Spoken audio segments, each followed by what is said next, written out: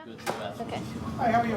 I'm one. How are you? Hi. Long time. I know, it's been a very long time. How have you been? In French and in France, it's the hour of the goûter. It's like a little something between lunch and dinner. Right now? Yeah, Okay. usually sweet, but it's time for goûter, so you know. Okay, let's see.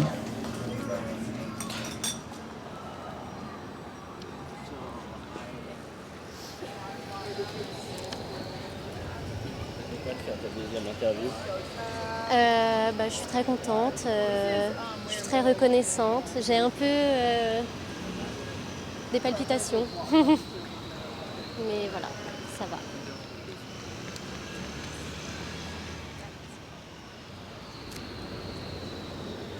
Hey. How are you? Good, how are you? I'm well. I'm gonna redo my hair real quick. We're doing it while walking. Correct. Okay. We are walking and talking. Hi, I'm Trevor Wisecup. I am a photographer in New York. I take pictures on the street. I don't love being called a street photographer. I know we'll get into that in a minute, but I like to just take photos of anything that captures my eye at any time. And yeah, I've been doing it for 7 years. This is a little, yeah, that wasn't great. I'm a little nervous, which is funny. This is the most nervous I've ever been on an interview. And I quit smoking. I was pretty well known for that, so I don't smoke anymore at all. And so I'm a little more nervous. 10 years almost, no, it was 9 years. In the cold turkey about a month ago. We know you through Instagram first, and you've been like quite famous now. You have like around 75,000 followers. So my question was like, how this kind of fame impact the way you do photography, the way you post on the internet? Like, how did it change the practice of doing photography?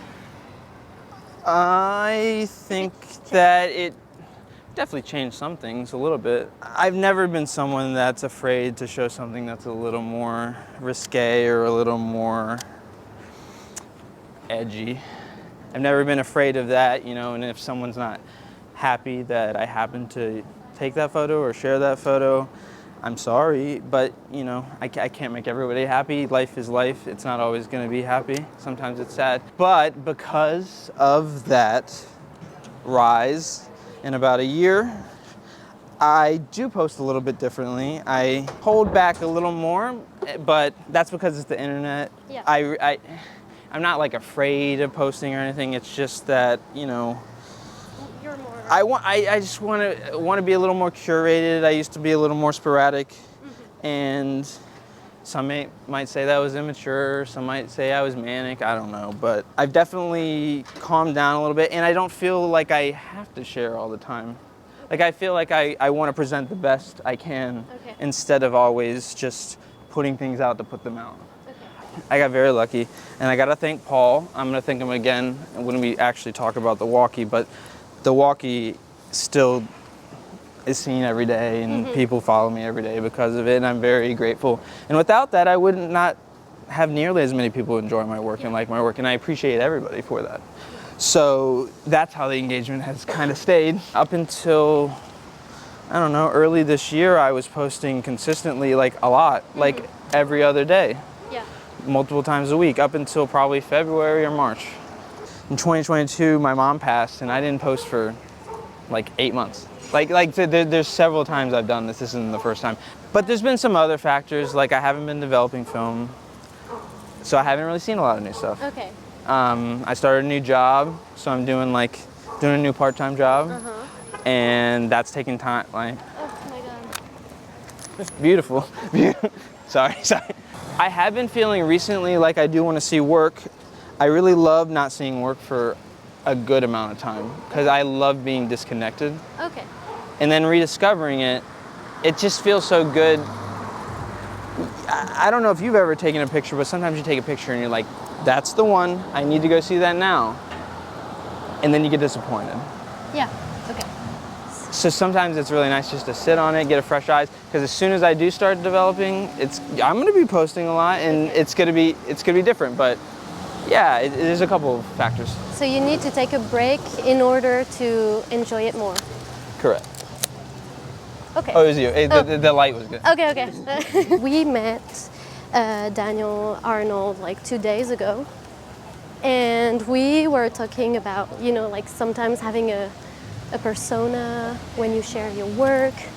And you've said multiple times in interviews that you want to share street work. Pretty good. Sorry, that was a good.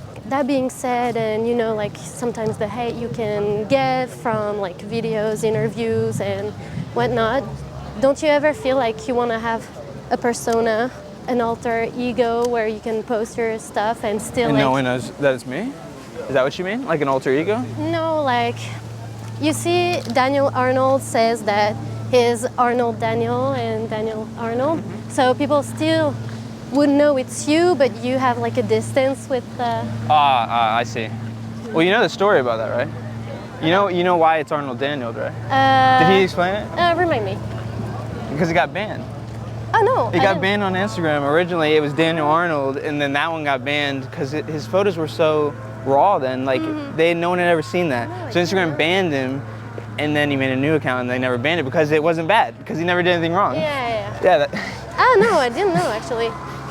But now everyone thinks his name is Arnold. Yeah. I have thought about making not fake accounts, but accounts with no name. Yeah. And then just posting like, some B-sides here and there, some things that I'm not sure about, and then I feel like I used to get a lot of dopamine hits from posting a photo, getting likes, all that good stuff, but at a certain point it just becomes less interesting. Okay. Not less interesting, it's just like, it's about the work. So I feel like you've changed your point of view. A little bit. What do we do? All right, can I have someone here and assist with the verses here? Anyone? I definitely changed my point of view. My view on being a full-time photographer hasn't changed. I would still love to do that, but the reality of the situation is I don't make money from it. And people might think that I do, and I think that's like a contentious point for a couple of reasons, but I've never been in this for money. That's why I'm shooting film. If I cared about it for money, I wouldn't have 500 rolls, digging me deeper and deeper into a hole, like to spend my own money on. Like, it's not really about that. The job, I went back, I got a part-time job as a barista again, 3 days a week, yeah. Okay. Just so that, I have stable income. I do get photo stuff occasionally, but it's just not enough to be full-time. New York's just very expensive. How much do I have in my bank account this time? No, I'm just Actually, no. You want to play that game? I'll play that game. Because I think it's $5. So you've said many times that you have an M6 and a Chinon 3001, yes. Yes, so do you still shoot with that? The Chinon, I do, not as much. It's kind of like a short-lived marriage. Okay. It was a year-long marriage about. Okay. Where I carried it everywhere with the M6. Sometimes I'd leave the M6 and just carry that. I looked at the photos and there's great photos from it, but then I just wanted to go back to this because I looked at my old photos and this lens, the combination, I feel just is it.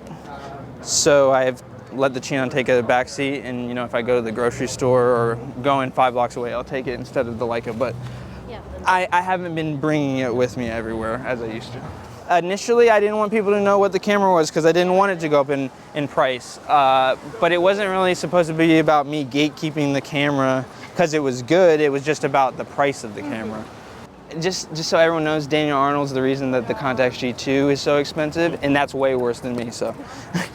You only shoot with 35?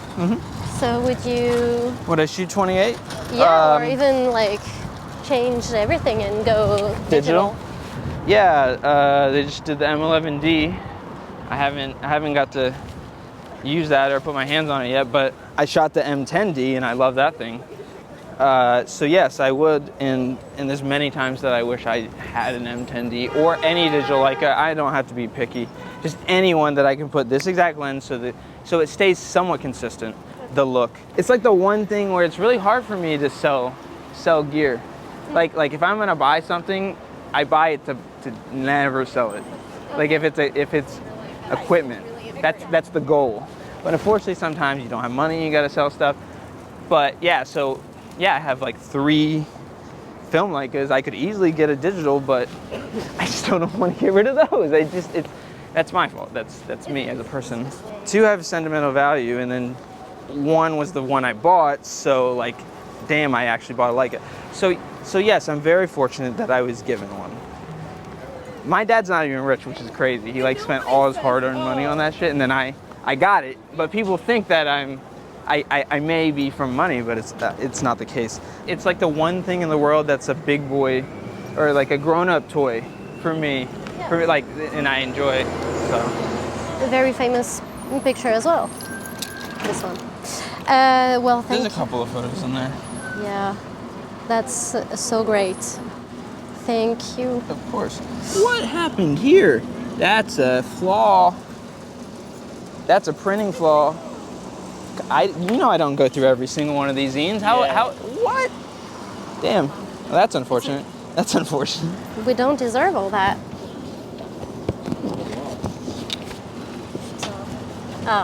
The classic one. Yeah. Uncensored.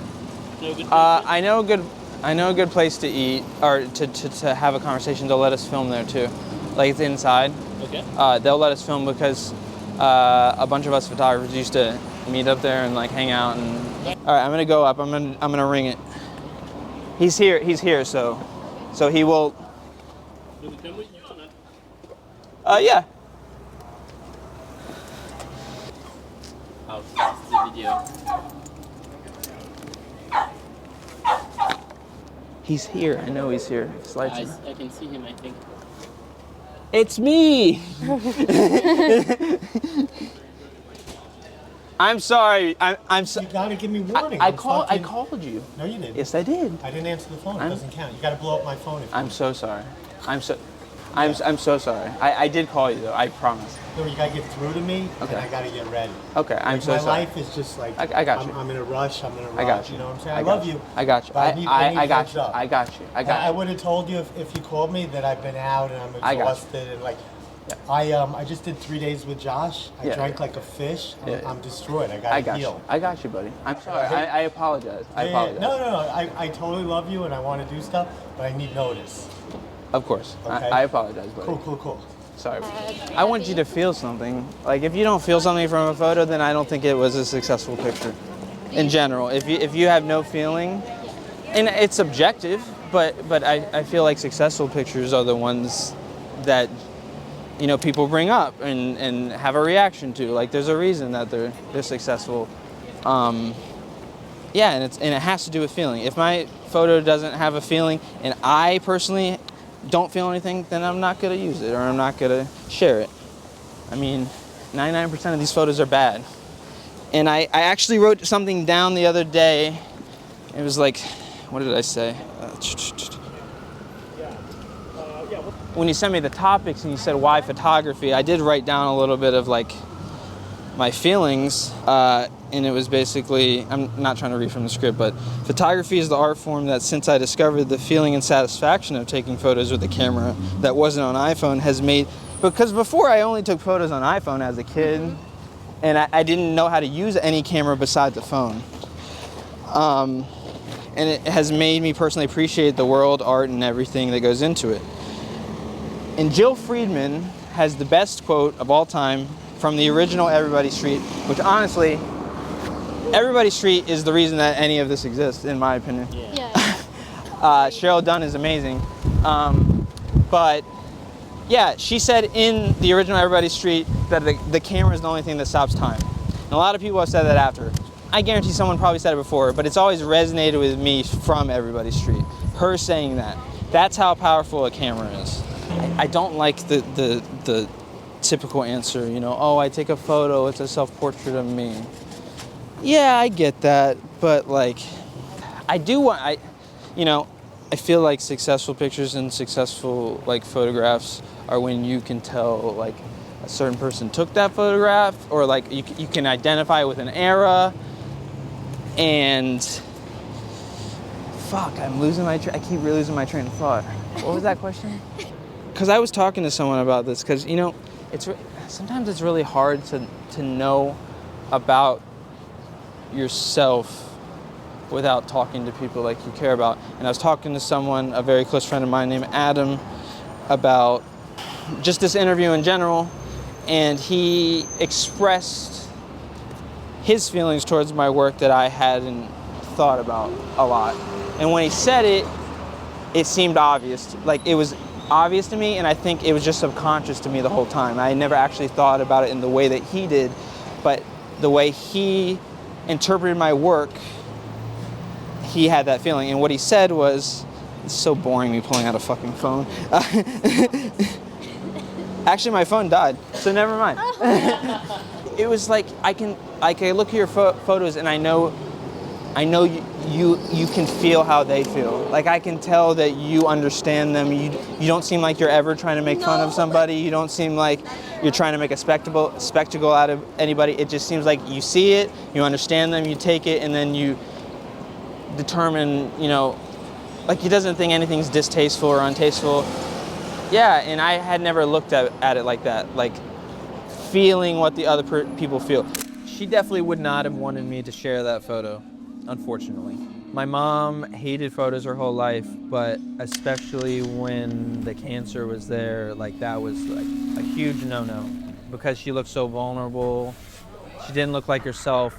She didn't want me to take photos of her because she thought, like, oh, I'm gonna take a photo, that's all I'm gonna remember. And that's not true. But yeah, I kept taking them, and I would piss her off every time I took them, and she would have never wanted me to share it, unfortunately, but the photo is so important to me. And I don't think she looks bad in that photo. I don't think she looks bad in any of the ones. I've had someone email me, you know, that their mother passed, and they've said seeing that photo meant a lot to them. She would be so happy hearing that. Taking those photos was a lot more difficult than taking a photo on the street or of a friend or in any other situation I've ever been in. You've seen the confrontations. Yeah. People get angry, and I'm like, this isn't that big of a deal. I relate a lot of things in life to, like, the big deal it is, or the scale of how important it is. And, you know, taking a photo of someone is nothing compared to, like, I don't know, being homeless, or like your mom dying, or anything. Like, so I think that really did help me indirectly with taking those photos. See, the thing with the zine is, like, there's a lot of factors. It wasn't like, it's not like that, you know.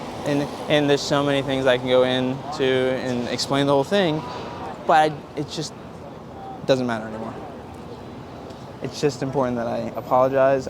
I care about my fans. I love them to death. I would be nowhere without them.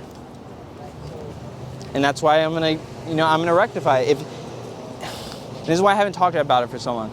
I am gonna tell people, like, if you didn't get the zine, because anybody that's affected is international. Every single person. It's just so hard. Didn't anticipate the shipping to be as expensive as it was. Oh. By a lot. Oh. I charged $10 for international. We have this problem also. $10 for international, and the cheapest was like $28 to $40. It depends. One zine was $66 to Tokyo. Like, yeah. I didn't factor that in. Did I have when I sold the zine? Did I have enough to send everything out? Absolutely. Right. But I sent all the domestic first, and then I had the international, and I didn't have enough money, and then life gets to that, and I was living with my ex-girlfriend at that time, and then we broke up, and then I had to move. And, like, see, there's a lot of factors that are in this, but I never wanted to put this out online.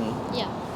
When it was going on, like, I just tried to be, you know, 50 more out, and then I didn't have a job, and, like, a whole lot of shit, you know. Well, but I've been sending them the whole time. I didn't say anything. I didn't want to bring more attention to it, because at the time, like, only 100 people didn't have their zine, and I had like 65,000 followers. What am I gonna bring attention to 65,000 people that only affects 100? Yeah. Well, And then the video came out, and then and I was like, now I don't know what to do. So you know, like if anyone for whatever reason didn't get the zine, please reach out to me, email me personally, Trevor Wisecup photo, 2 P's, Wisecup photo @gmail.com, and I would love to talk to you. Not DMs, please, because I just get too many. I want to rectify the situation. I've avoided saying that for a while because anybody can say that they didn't get a zine. This is Joe Jr.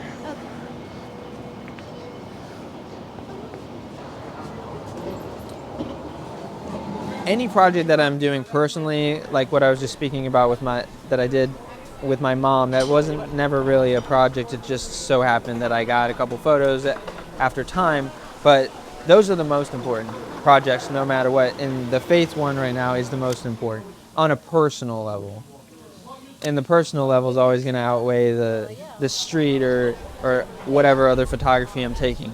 Once you can establish a project or like pinpoint an idea you're interested in and start going for it, you should always look at it in the context that you're trying to make a book or a larger body of work if you're really that interested in it. So yeah, like always think about something as a book no matter what if you're that passionate about it.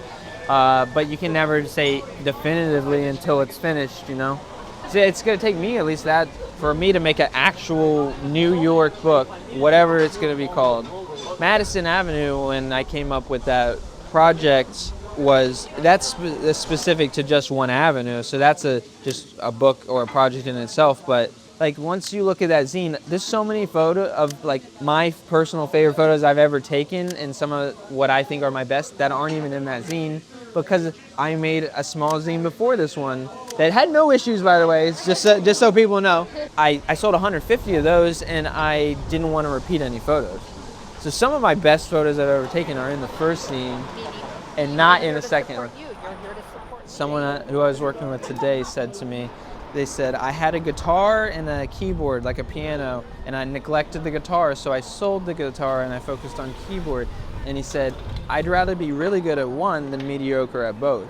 And when he said that, I said, well, at least I feel that I'm good at photography. I'll draw, I'll paint, eventually I'm sure I will. Like I think about it sometimes, and like as life goes on, like I don't know, maybe I'll be like Cartier-Bresson. He fucking stopped taking pictures and just painted. Who knows? I love to write. That's another thing. I do really like to write. I just don't do it very often. Writing is like far harder for me to concentrate than walking around taking pictures. This is like something that has always been very, not easy.